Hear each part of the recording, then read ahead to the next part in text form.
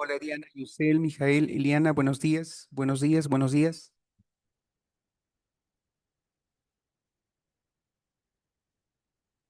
Antes de desarrollar la parte práctica, hola Héctor, buenos días, Luis, buenos días. Vamos a hablar acerca, Yamilei, buenos días, Yadira, buenos días. Vamos a hablar sobre los textos filosóficos que debemos esperar cuando enfrentamos una lectura filosófica. ¿Mm? Mm, un texto filosófico a veces es el resultado del fragmento de de la obra de alguna persona dedicada a la reflexión filosófica. Es decir, la lectura no es más que un pedacito de un trabajo mayor. ¿M? Esa puede ser una de las apariencias o uno de los formatos de un texto filosófico. Hola, Villarroel. Buenos días. Yadía, Yamilei, buenos días. Otra manera en que se presenta un texto filosófico es mediante reseñas filosóficas, es decir, lo que leemos no es más que un estudio analítico sobre los trabajos de otros autores. Así es que esta es otra de las apariencias de la lectura filosófica. ¿M? Repito, lo que estamos leyendo no es propiamente un fragmento de la obra, sino un comentario analítico, una reseña analítica sobre la obra de una filósofa o de un filósofo. Esa es otra de las apariencias o los formatos de estos textos llamados filosóficos. ¿Mm? Otra forma en que se presenta el texto filosófico es mediante crónica filosófica, en donde el autor o la autora nos ofrece una suerte de reseña sobre la vida de un autor, es decir, los avatares de esa persona, para entender un poco cómo es que fue constituyéndose su pensamiento. Esa es otra de las características del texto filosófico, o al menos eso es otro de sus formatos. ¿M? En cuanto a contenidos filosóficos propiamente, pueden ser muy variados. Podemos trabajar lecturas filosóficas de naturaleza nociológica, es decir, fragmentos pequeños sobre qué es el conocimiento o fragmentos pequeños sobre axiología, es decir, el mundo de los valores humanos. ¿Mm? También podemos considerar como texto filosófico reflexiones de naturaleza epistemológica. Imagino que alguna vez escucharon la palabra epistemología.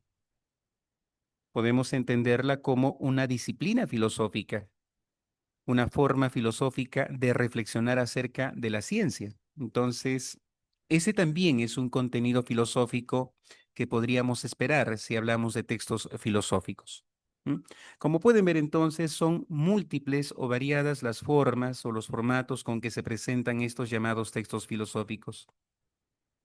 En general, todos ellos encierran una preocupación esencial acerca de la vida de los seres humanos y cómo nos relacionamos con cuanto nos rodea y también sobre cómo entendemos o interpretamos desde una mirada racional ese entorno o ese mundo que nos alcanza o nos rodea. Entonces, esencialmente eso también puede considerarse como un texto de naturaleza filosófica. ¿M? Bueno, dicho esto entonces, a manera introductoria, ahora sí podemos ya comenzar con nuestro primer texto. ¿M? Y acerca de nuestro primer texto, es una reseña analítica acerca del pensamiento de un filósofo muy renombrado, Albert eh, Camus. ¿M? Este filósofo tuvo una línea de pensamiento que se volvió muy interesante en su tiempo. Y a manera de reseña, y repito, analítica, el autor nos ofrece un poco sobre cómo pensaba este señor. Entonces, iniciemos nuestra práctica con la lectura del texto 1. Y dice así, Desde muy temprana edad se nos exige encontrar nuestro propósito en la vida, como si existiera una única respuesta correcta que debiéramos descubrir a toda costa. Sin embargo, esta insistencia en la necesidad de hallar un significado último puede volverse angustiante, ¿m? Puede volverse, repito, desesperante o angustiante. ¿M? El pensamiento de Albert Camus, representado en la imagen, plantea que la existencia no tiene un sentido inherente. Quiero que subrayes la palabra inherente. Voy a comentarlo un poquito después para entender mejor esta oración. Repito, el pensamiento de Albert Camus, representado en la imagen, plantea que la existencia no tiene un sentido inherente y que es precisamente en esta ausencia de respuestas definitivas donde se encuentra la paradoja de lo humano. A propósito, la palabra inherente puede entenderse como sinónimo de propio o esencial. ¿M? Propio o esencial.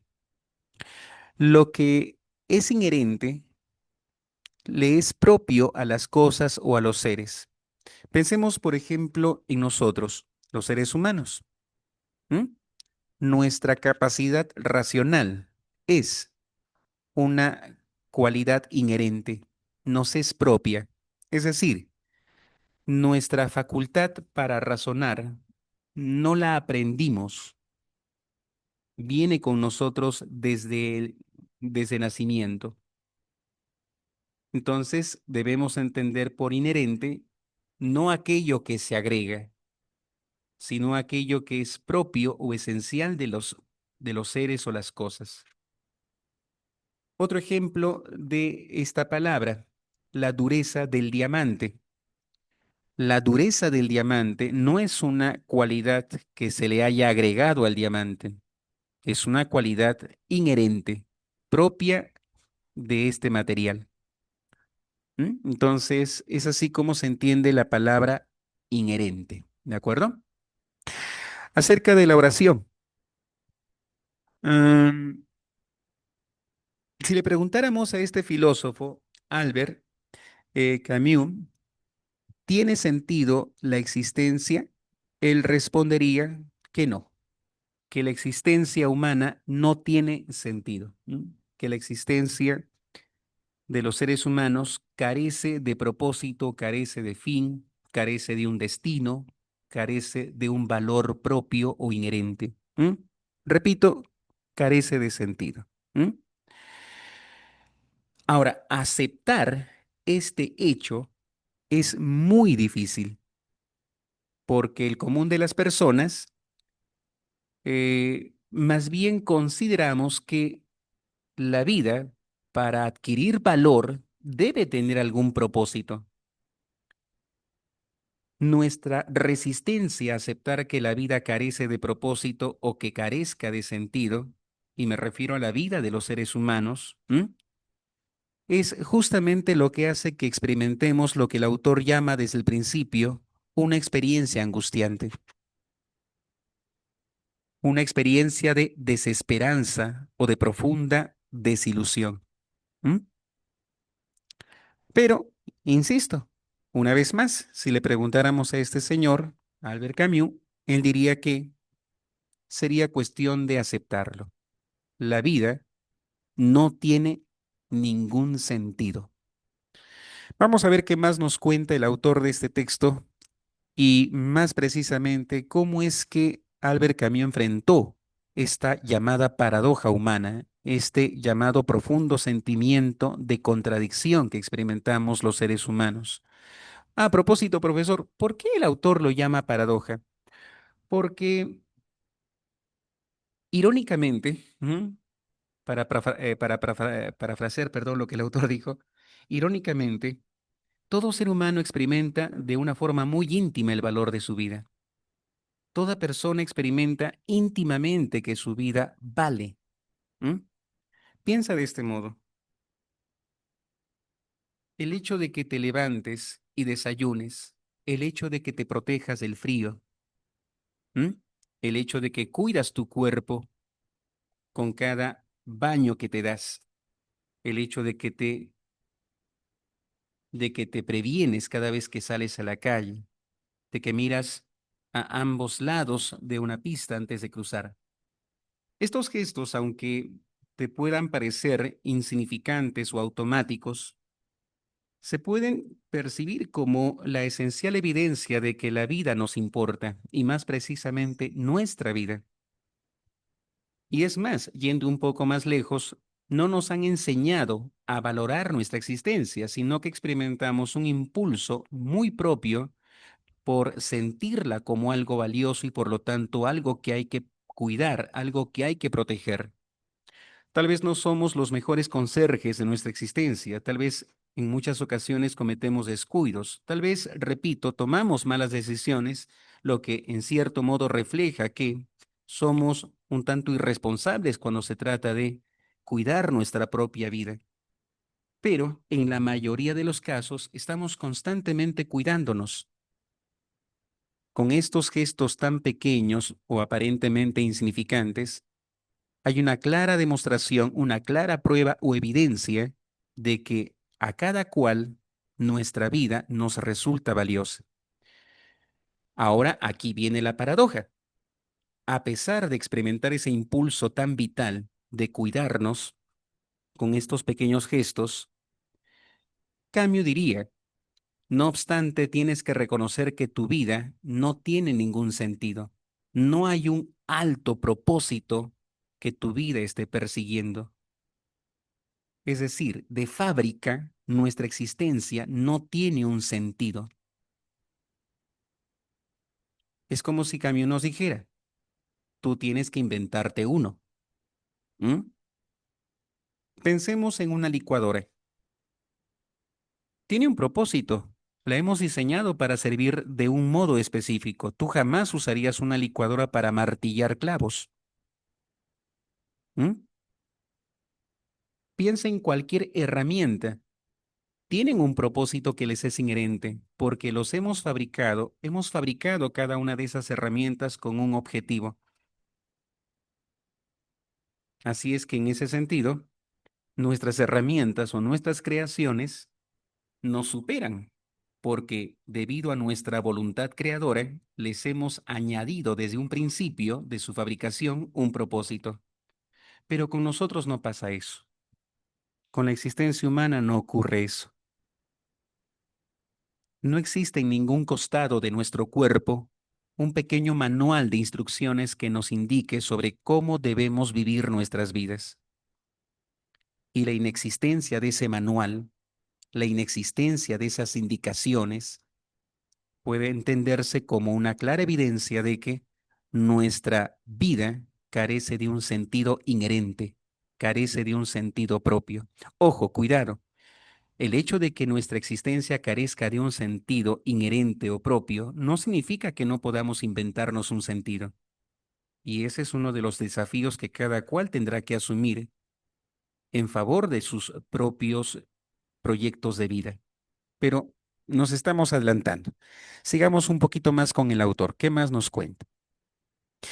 Camus no propone que nos rindamos ante el vacío.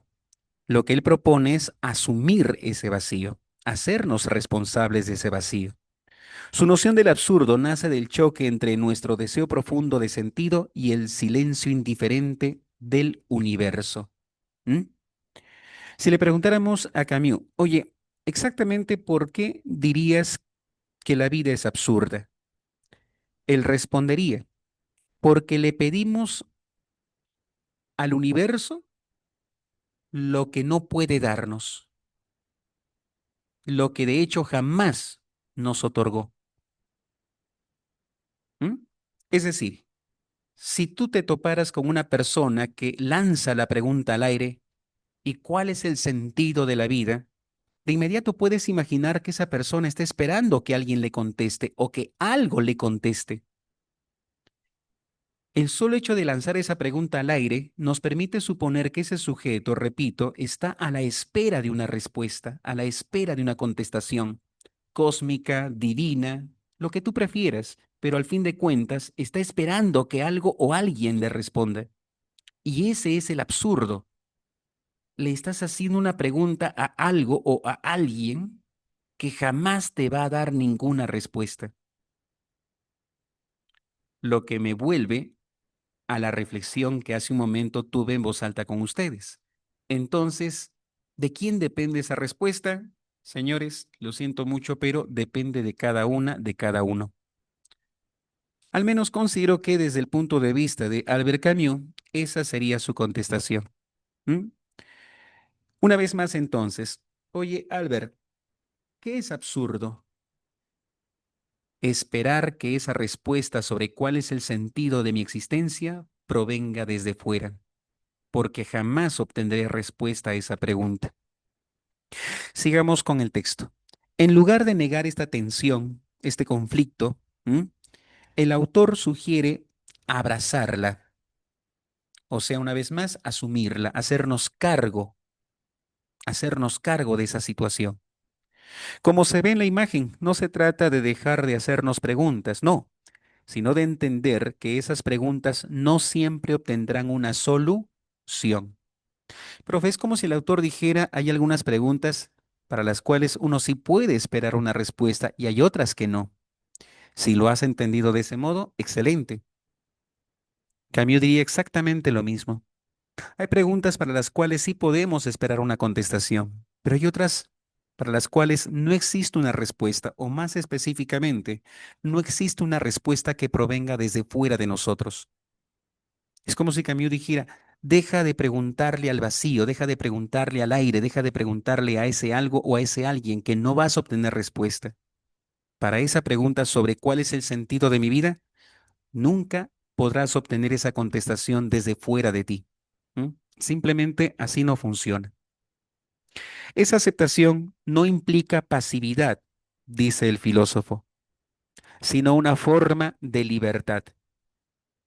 Aceptar el absurdo es reconocer los límites de lo racional y abrirse a vivir con lucidez, o sea, con inteligencia, sin máscaras ni ilusiones reconfortantes.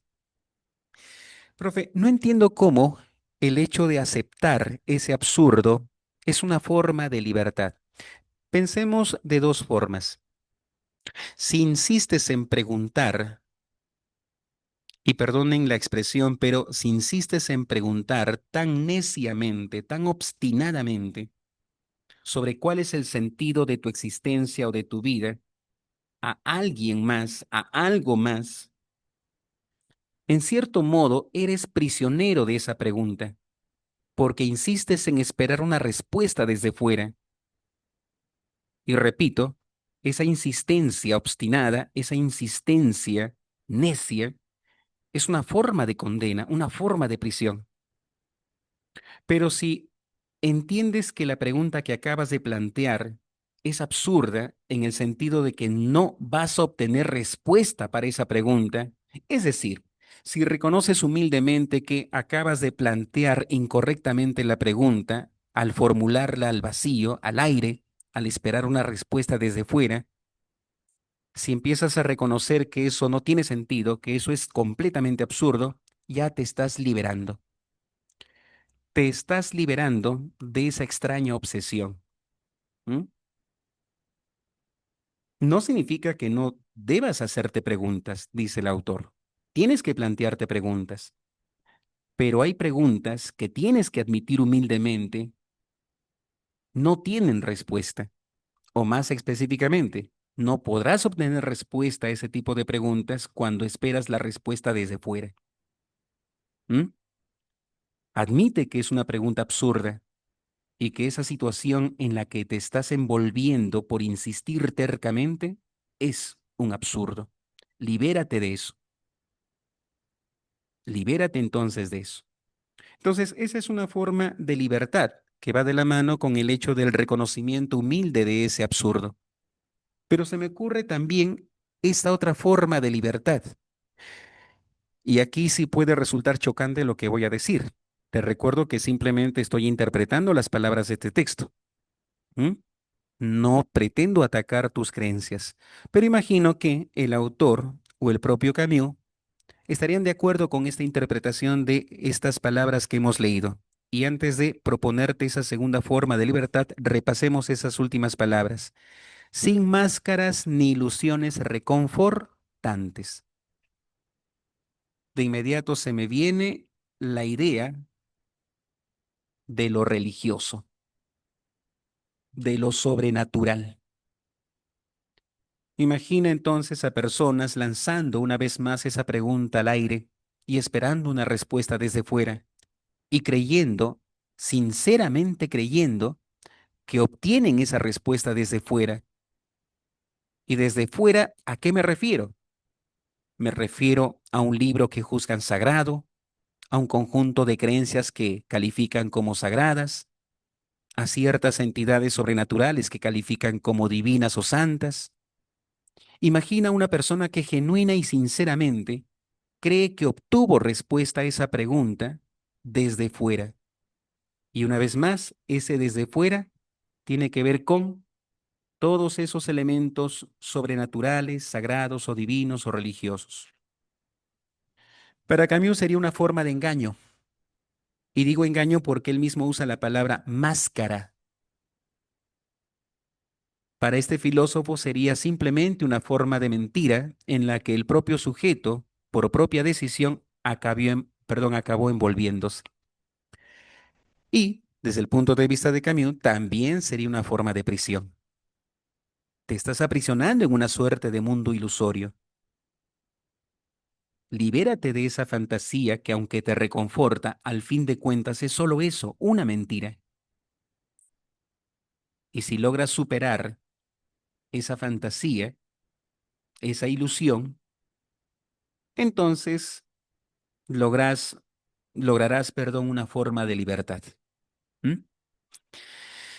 Último párrafo para terminar este texto filosófico, que seguramente te está haciendo recapacitar sobre un montón de cosas.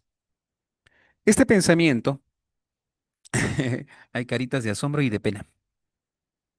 ¡Ay, qué bonito! Un perrito mirando al horizonte. Parece mentira, pero hay animales que hacen eso, ¿no? Pierden la mirada en el horizonte. Eso es también interesante. Mm. A ver, último párrafo. Este pensamiento, aunque puede parecer pesimista, ¿m? O sea, el reconocimiento del absurdo, la aceptación del absurdo, ¿m? Este pensamiento, aunque puede parecer pesimista, en realidad ofrece una salida vitalista. ¿En qué sentido? Vivir a pesar del absurdo. Camus invita a llevar el peso de la existencia con dignidad, incluso con sentido del humor, como lo muestra el personaje de la imagen que, pese a las dificultades, continúa su camino con una sonrisa forzada, pero al mismo tiempo valiente. Este concepto puede resultar de un poco difícil de aceptar, pero creo que sí hay dignidad en el hecho de vivir aceptando el sinsentido, aceptando el absurdo de la existencia. ¿Mm? Hay dignidad en ello. ¿Mm? Piensa de este modo. ¿Hay dignidad en el hecho de que todavía dependo de papá y mamá para costearme los gastos? Digamos que tienes ya más de 30 años.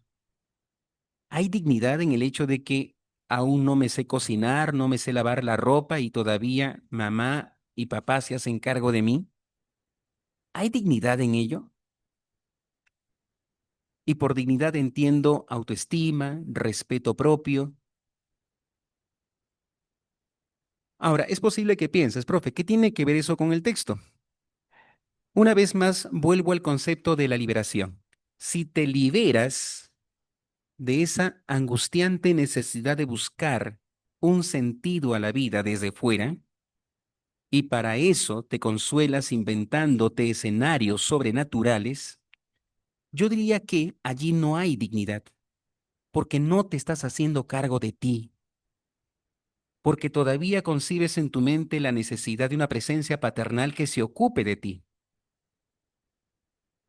y que no importa las decisiones que tomes, esa presencia aún estará a tu lado, incluso para salvarte de las peores cosas que cometes. Suena lindo y reconfortante, pero debo insistir, no hay dignidad en ello. Asume tú tus decisiones. Y si metes la pata, pues pide perdón, que es lo que hay que hacer, e intenta reparar lo que has hecho. Entonces considero que cuando el autor nos habla de dignidad y valentía, se está refiriendo al hecho de hacernos cargo de nuestra propia existencia tal como es ella. ¿Y cómo es esa existencia? Una existencia que no tiene sentido, al menos no un sentido externo. Y aquí agregaré, invéntate tú ese sentido, construye un valor sobre toda tu existencia. Y por supuesto, procura que eso que tú te has inventado y que para ti es valioso, no fastidie la vida de nadie más. ¿M? Porque no puedes negar que en este mundo hay seres tan canallas que construyen un propósito para sus vidas, pero lastimosamente ese propósito que se inventan termina fregando la existencia de otros seres humanos. Insisto, invéntate tú un propósito, invéntale un sentido a tu existencia, pero con el añadido de que el sentido que te inventes, el propósito que le inventes a tu existencia, no entre en conflicto, ¿m? con el valor de la vida de otros seres humanos. No fastidies la vida de nadie en ese proyecto tuyo de darle sentido a tu propia vida. ¿M? Y ya para terminar, en una sociedad que exige certezas, la filosofía del absurdo nos recuerda que no tener todas las respuestas también puede ser una forma de sabiduría, una forma de vivir con inteligencia o con la mirada alerta. Vivir bien no es resolverlo todo. Hay preguntas que podemos contestar, pero admitamos humildemente que hay otras preguntas que no podemos. Vivir bien no es contestarlo todo, no es resolverlo todo, sino encontrar cómo cargar con lo irresoluble sin que eso nos destruya.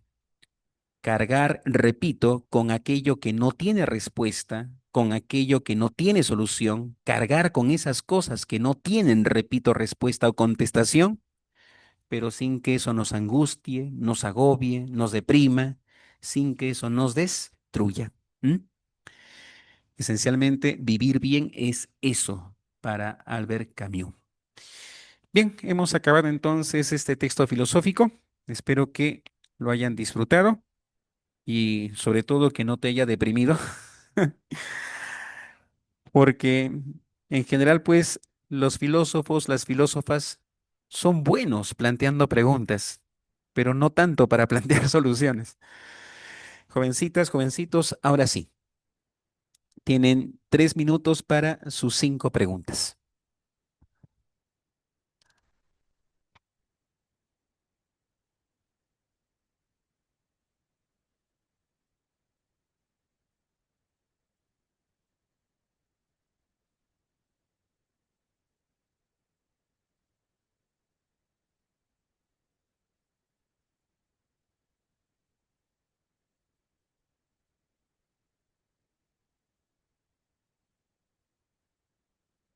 Excelente, Eliana.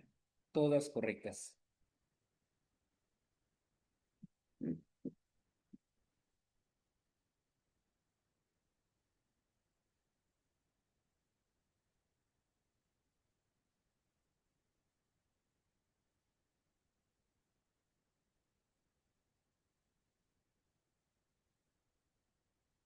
Yusel, excelente. Todas correctas.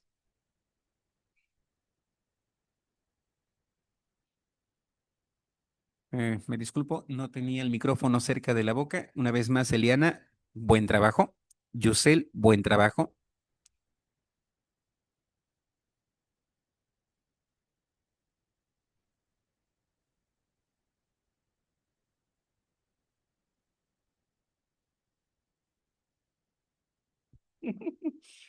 Recién estoy leyendo la portada de Diana, Diana Carolina Airlines, ¿no? Airlines. Es su compañía de aviones.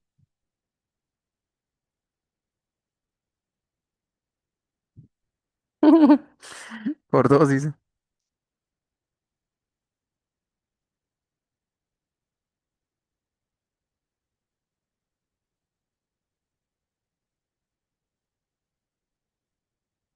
Sí, está bacán. Buen trabajo, Celice. Está bien bonito. Luce como una marca comercial. Líneas aéreas Diana Carolina.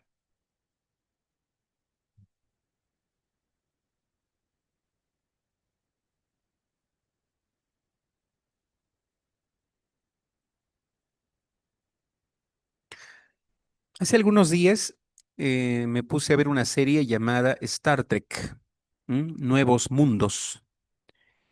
Los que son seguidores de esa serie saben que hay varios, ¿no? Varios Star Trek, ¿no? Esta, que se ha lanzado creo que este mismo año, 2025, se llama, repito, Star Trek Nuevos Mundos.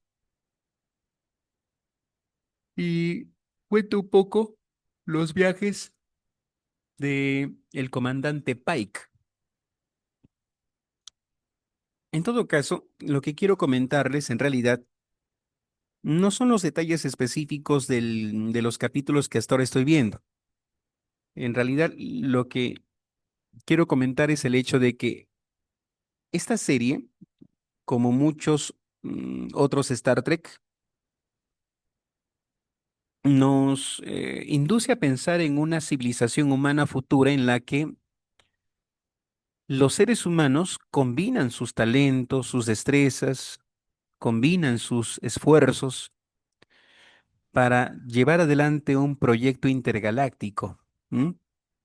La humanidad convirtiéndose en una suerte de anfitriona de ese proyecto a la que se van sumando otras muchas civilizaciones por propia voluntad en esta suerte de organización, ¿no? Interplanetaria.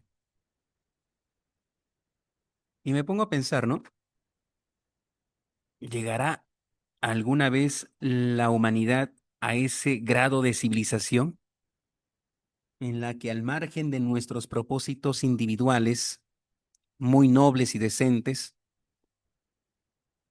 acojamos un propósito grupal o colectivo, pero que entrañe o implique una suma de inteligencias, de genialidades, de habilidades intelectuales, porque esa es una de las marcas más distintivas del Star Trek. A diferencia de Guerra de las Galaxias, Star Trek más bien nos ofrece un conjunto de situaciones que nos permiten reflexionar acerca de las condiciones futuras de una civilización humana del mañana.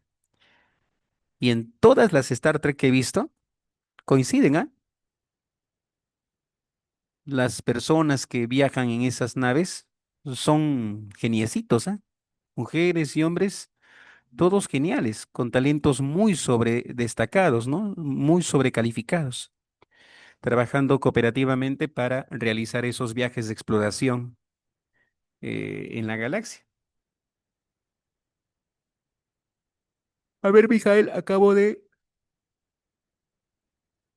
leer tus respuestas. Ya. Debo decir que debes revisar la 4 y la 5, Mijael. Por las demás, pierde cuidado, están bien. A ver, Villarroel, excelente. Todas son correctas. Le toca a Yadira. Excelente, Yadira. También todas son correctas. Mm.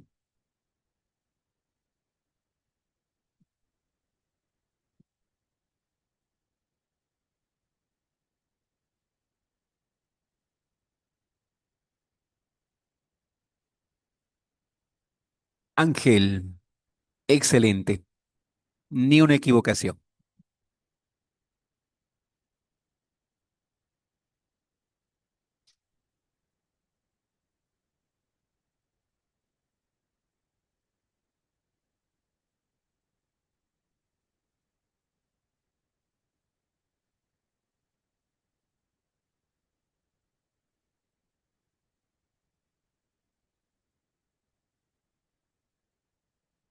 Mijael, Mijael Alex. Ya. Mira, solo deberías corregir las cinco. ¿Mm? Las demás están bien.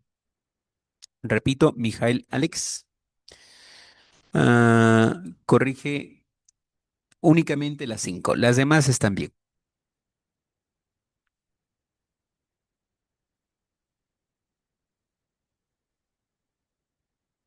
Ujú. Lo siento, Mijael. Las cinco hay que corregirla todavía. Entiendo que enviaste la corrección, pero tu corrección también necesita corrección.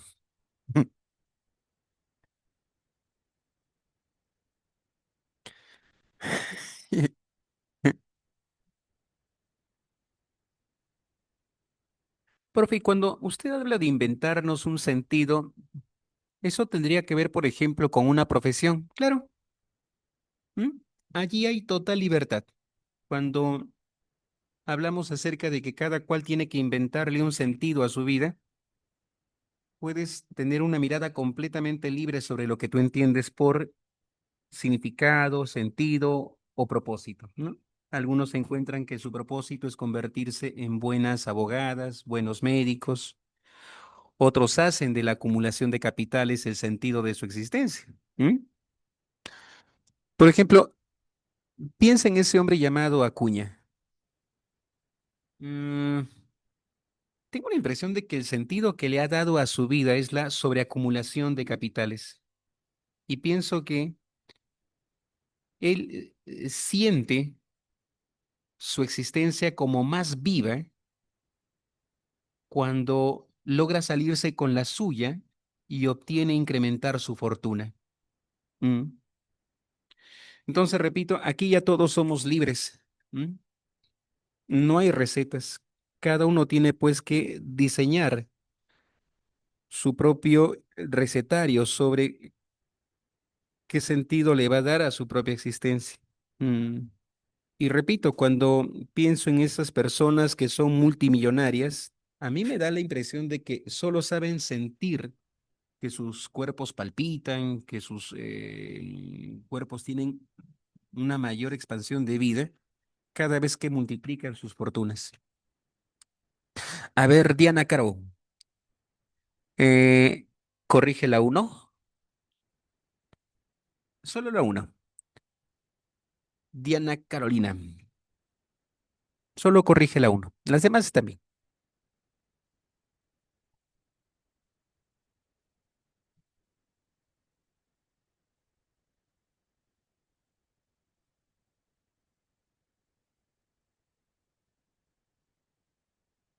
Quedan 30 segundos.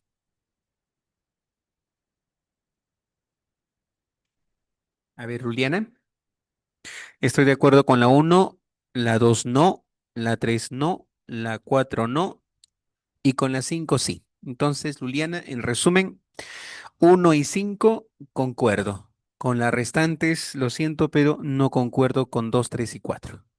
Villarroel, excelente, todas son correctas. Quedan 15 segundos.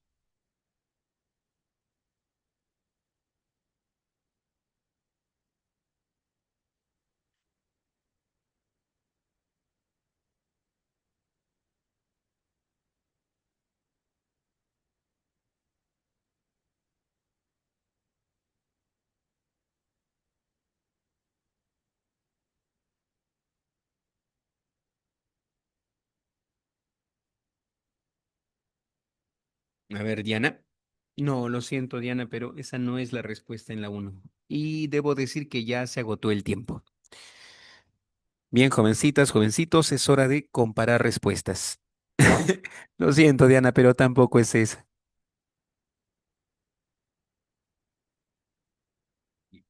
Empecemos. En la uno, la respuesta es casa. En la 2, la clave es dado. Pregunta 3, enano.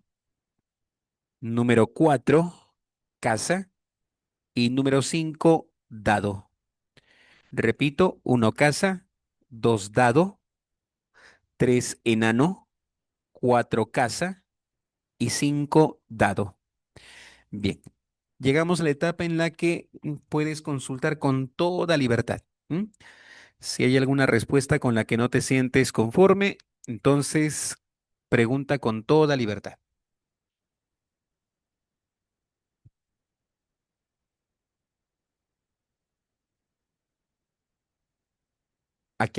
Acabo de leer una pregunta. Dice Mijael, la 5, ¿por qué no es beso? De acuerdo, Mijael. Vamos a ver. Dice 5. Si una persona enfrentara una pérdida irreparable bajo la filosofía de Camus, probablemente... Ah, Mijael, imagino que sabes que esta es una pregunta de extrapolación. Correcto, Diana. Perdón la pausa, Mijael. Excelente. Entonces, también debes saber que te están planteando una situación hipotética.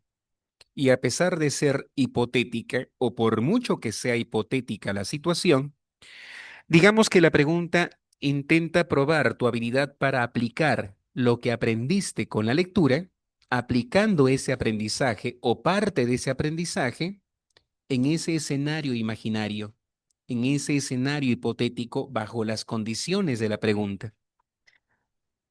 Asumo que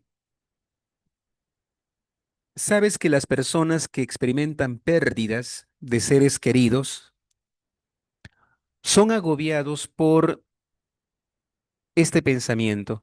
¿M? ¿Por qué murió esa persona? Era tan feliz a mi lado, yo era tan feliz a su lado, nos amábamos tanto y ahora no está más.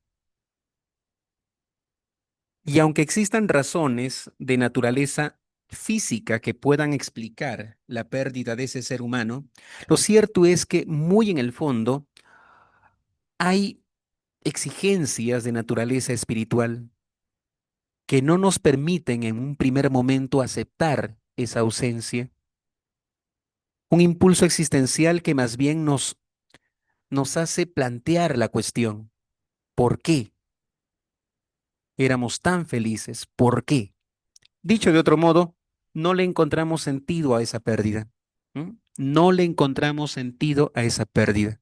Pues bien, Mijael, basado en esto que te acabo de comentar, la pregunta que me está haciendo el autor es, usando el pensamiento de Albert Camus, ¿cómo tendríamos que afrontar esa situación? Esa es la pregunta número 5, Mijael. Basado en el pensamiento de Albert Camus, ¿cómo deberíamos afrontar esa pérdida? Pues basado en su forma de pensar, tendríamos que aceptar esa pérdida. ¿M? Y aprender a vivir con esa pérdida. Exacto, Mijael. Por eso la clave es dado. Aceptaría el dolor sin intentar encontrarle un sentido. De nada, no te preocupes.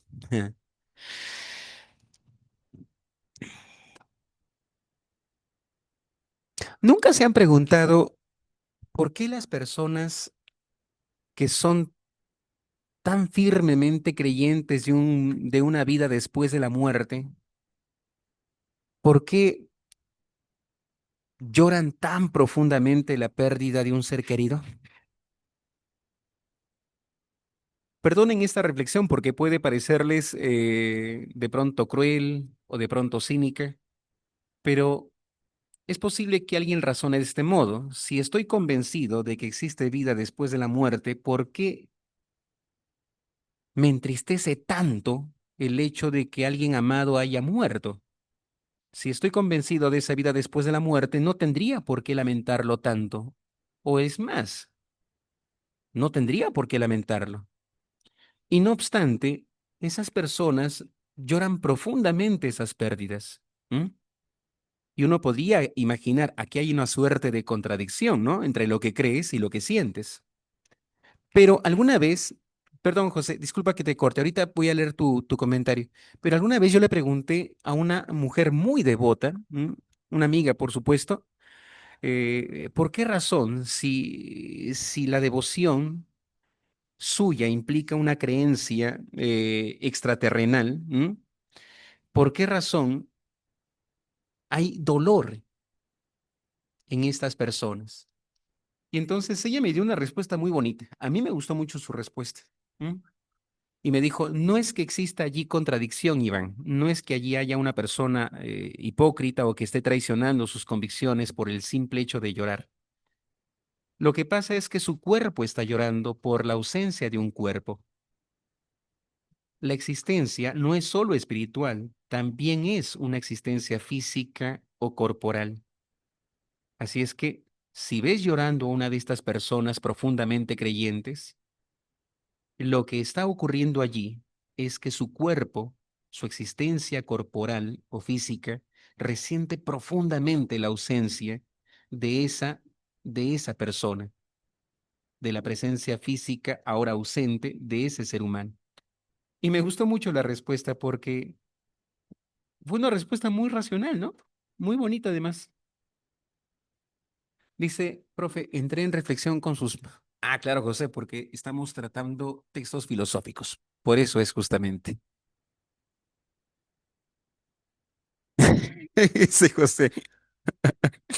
Mira qué curioso.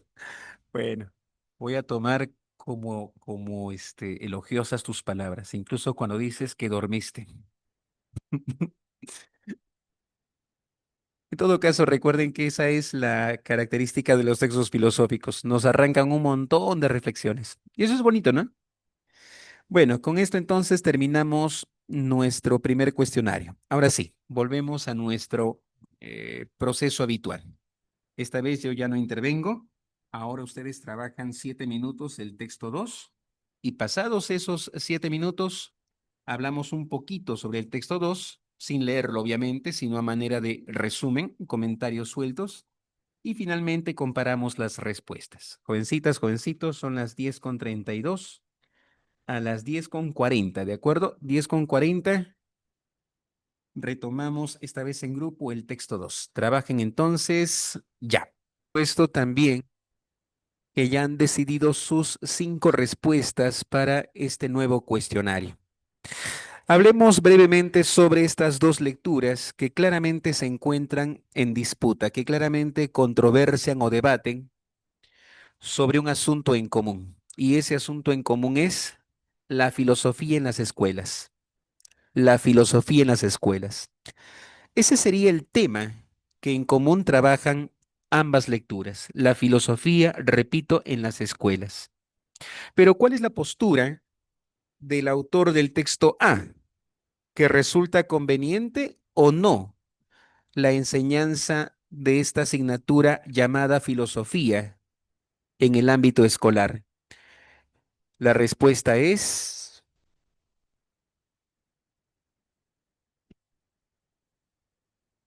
la respuesta es sí, es conveniente. Para el autor del texto A, la filosofía como asignatura impartida en los salones, en las aulas de clase, le ofrece a las jovencitas, a los jovencitos, una oportunidad de desarrollar una actitud crítica, una actitud reflexiva, una actitud analítica frente a la realidad. También es una oportunidad que nos acerca a conceptos que están más relacionados con la filosofía como la justicia, la verdad, la ética o la libertad. ¿Mm? En parte, la estrategia argumentativa del autor del texto A se basa en citar a un conocido filósofo español, Emilio Lledó, ¿m? El cual sostiene que la filosofía no es una cuestión de élites, no es una cosa que deba reservarse a las clases más selectas, no, para nada, sino que más bien corresponde a una necesidad profunda de todos los seres humanos. Esta es una visión claramente democrática acerca de la filosofía y su valor para los seres humanos. Pero por su parte, el autor del texto B reconoce que la filosofía no debe ocupar un papel protagónico como asignatura impartida en los salones escolares. No. Y su principal argumento tiene que ver con la realidad tan fuertemente pragmática que caracteriza a nuestro mundo actual. Un mundo en que se necesita sobre todo entrenar a las chicas, a los chicos, para ser profesionales calificados y sobre todo en áreas técnicas. Es en ese sentido que la filosofía no debe ocupar un espacio protagónico. No significa ello que la filosofía no deba participar de la enseñanza, porque de hecho el autor del texto B también concuerda con que la filosofía debe ocupar un espacio, pero no protagónico, definitivamente, no protagónico. ¿Mm? Bien, con esto entonces acabamos nuestros resúmenes de ambas lecturas. Ahora sí pasemos a comparar las respuestas. En la número 6, enano. Antes de pasar a las 7, les aconsejo que subrayen la palabra pertinencia, que es un término que figura en la alternativa enano de la pregunta 6 que acabo de mencionar es la clave, y que debajo de la palabra pertinencia que acabas de subrayar escribas conveniencia. Es un sinónimo de este término, pertinencia, conveniencia. Número 7, clave avión. A pesar de la forma tan confusa como está planteada la consulta, en esencia te están pidiendo los sentidos contextuales de las palabras urgente y marginal. Clave avión. Número 8, clave avión. 9, casa. Y 10, beso. Estas son las 5 respuestas del segundo cuestionario. Repito, 6 enano, 7 avión, 8 avión, 9 casa y 10 beso. Ahora sí, pasamos a la etapa de las consultas. Consulta con toda libertad lo que prefieras. Bueno, lo que prefieras acerca de la clase. ¿M?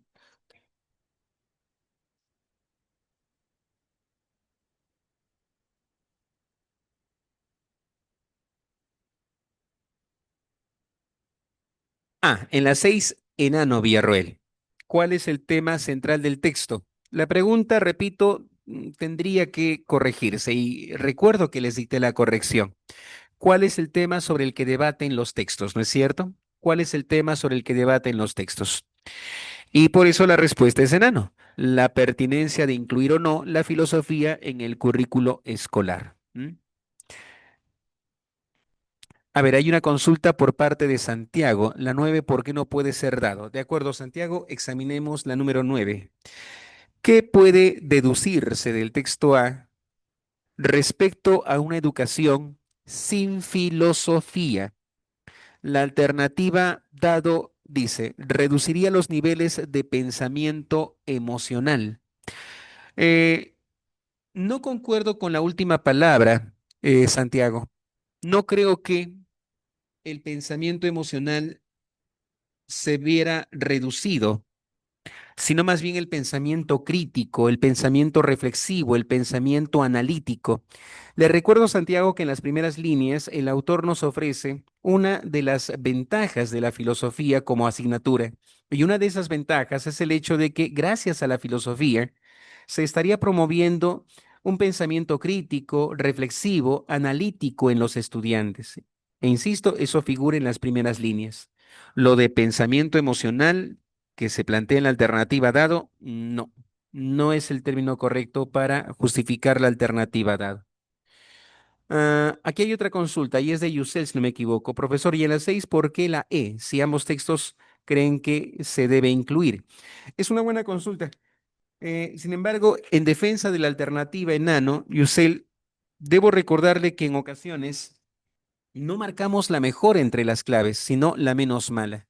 Es cierto cuando propones que en el texto B no se descarta la filosofía como asignatura, simplemente se dice que no debe ocupar un lugar central, no debe ser eje en el proceso de la educación en el ámbito escolar. Entonces, es una pregunta no solo bien planteada, sino que también sugiere una objeción de cómo está construida la alternativa enano. Pero una vez más, es la menos mala, es la menos mala. No encuentro otra alternativa que pueda calificarse como mejor respecto de la alternativa enano. ¿Mm? Diana, profe, en la 10, ¿qué alternativa es? En la 10, beso. En la 10 beso. De nada, Yusel. Más bien, a usted por ser tan comprensivo. Lo cierto es que en ocasiones, no es frecuente, pero en ocasiones terminamos marcando no la mejor entre las opciones, sino la menos deficiente entre las respuestas. Entonces, repito, tuve que acomodarme a las alternativas tal como están construidas e incluso me tomé la libertad de hacer corrección en la pregunta porque no está del todo bien planteada. Y luego de ello, pues al final propuse la alternativa enano. Vamos a ver. Listo, Diana, perfecto. Vamos a ver si hay más consultas.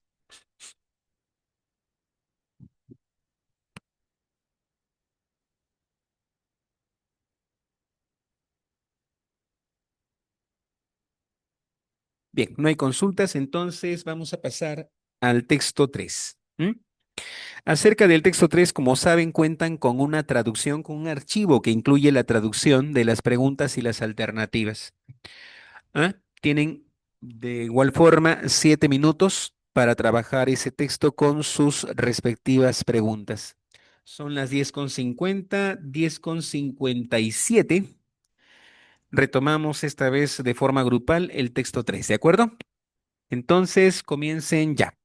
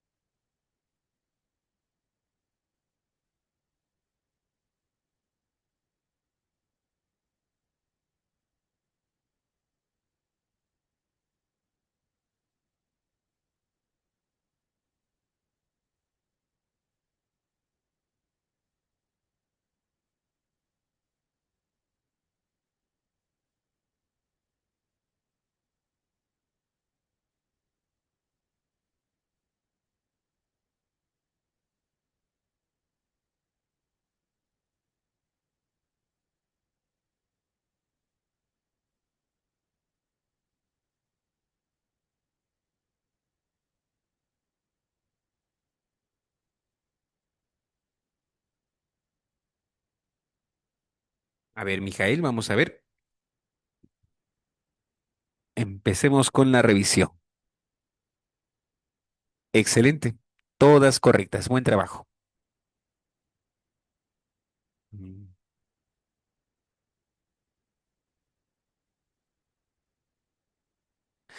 Oye, Mijael, una consulta.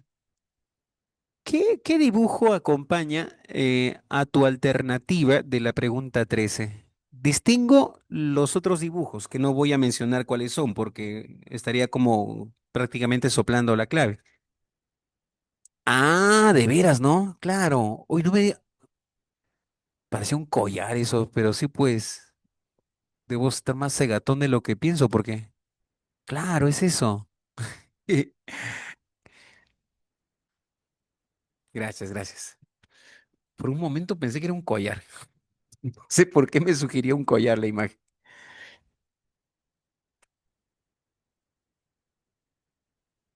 A ver, Yusel. Ah, corrija la 15, Yusel. Las demás están bien.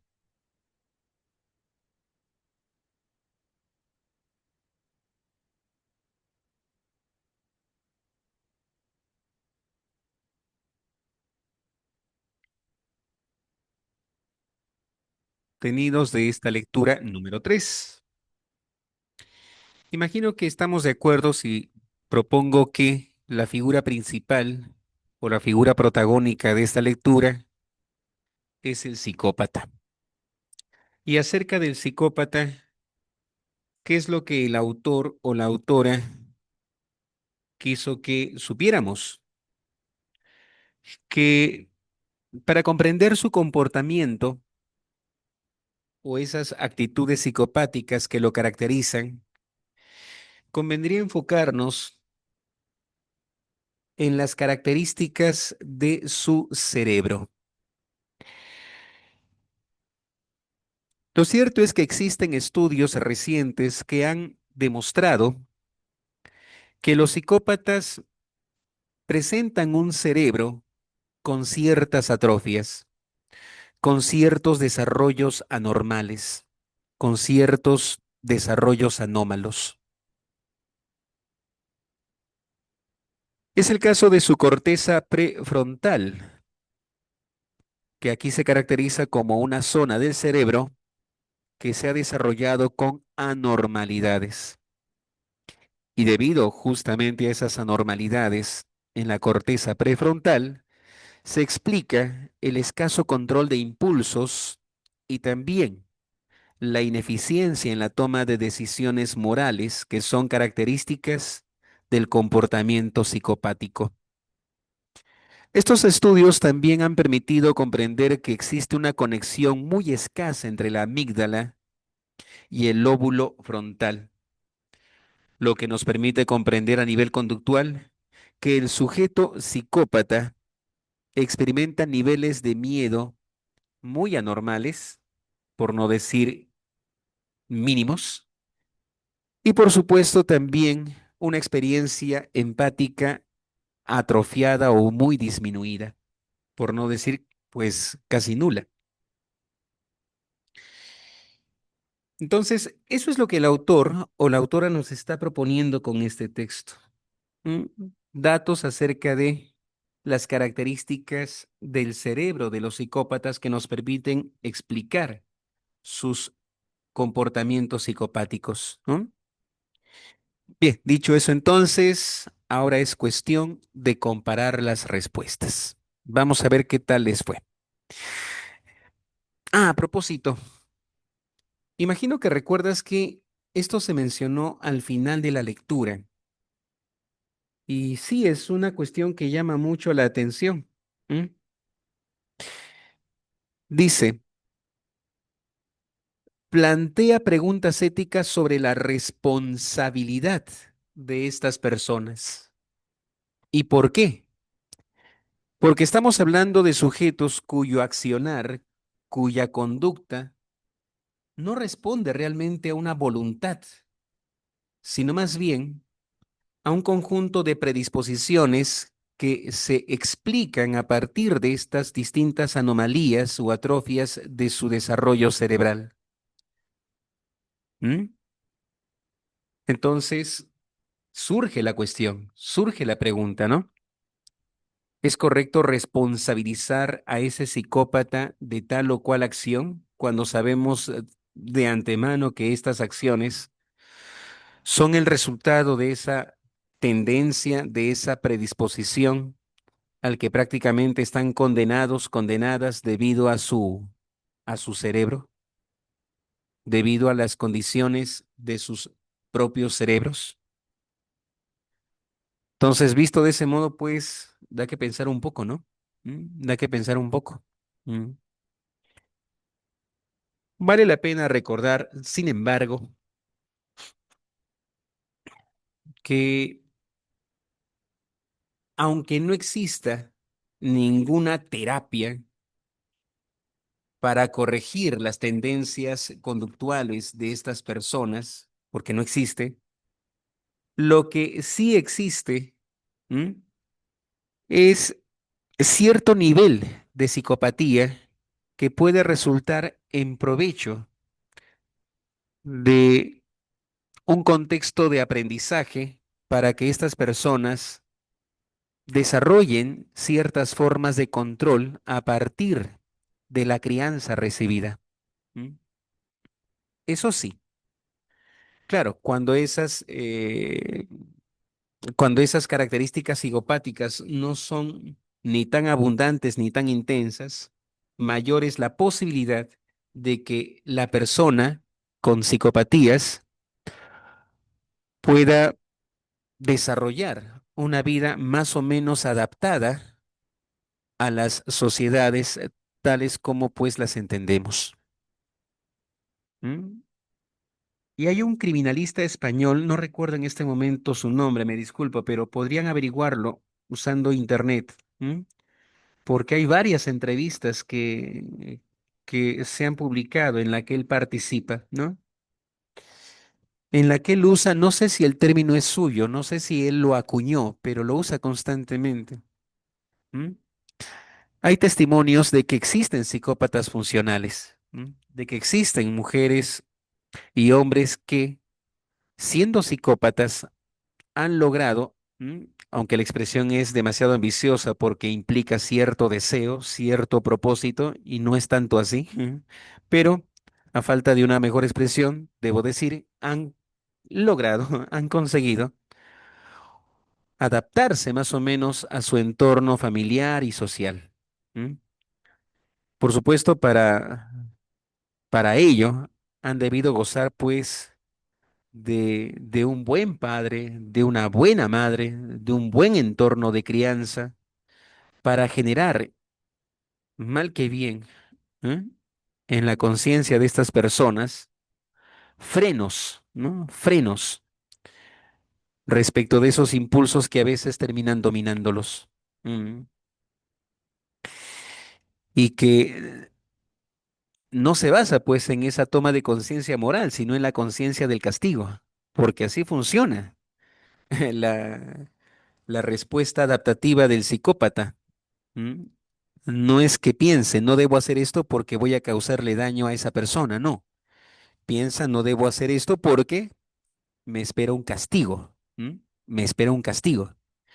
Esa es la lógica esencial de la crianza que se aplica sobre estas personas en afán de lograr que se vuelvan funcionales o adaptadas a la sociedad tales como las conocemos. Vale la pena que busquen más información acerca de los psicópatas, ¿no? En YouTube hay una enorme cantidad de documentales acerca de estas personas.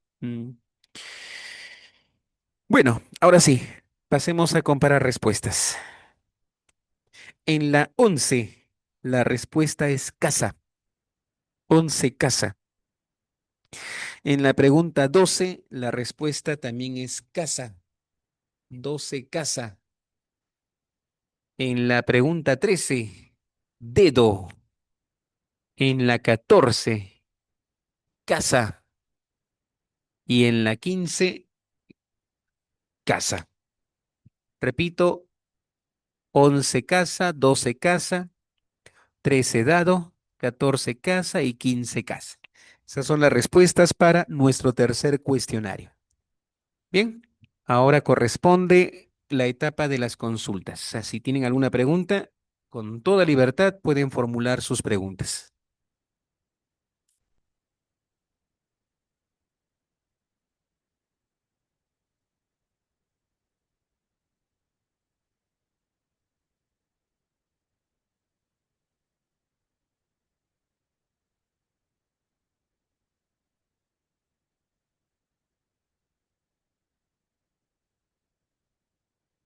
Bien, por lo visto no hay consultas para las respuestas del tercer cuestionario. Así es que retomamos.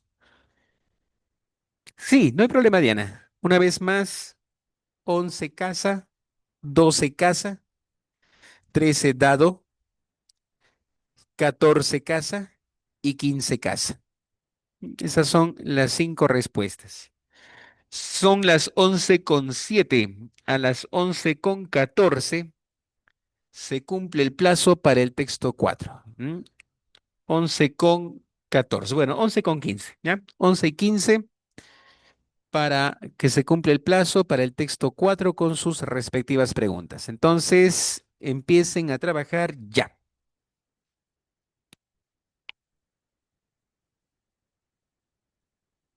Plagada de una profunda decepción, de una profunda desilusión frente a este mundo adulto tan lleno de problemas éticos. Ese sería pues el resumen de esta pequeña lectura. Ahora sí, pasemos a comparar las respuestas. En la 16, la respuesta es casa. En la 17, nuevamente casa. En la 18, avión. 19, casa. y 20 beso. Una vez más, 16 casa, 17 casa, 18 avión, 19 casa y 20 barco. Debo preguntar si tienen alguna consulta acerca de estas respuestas.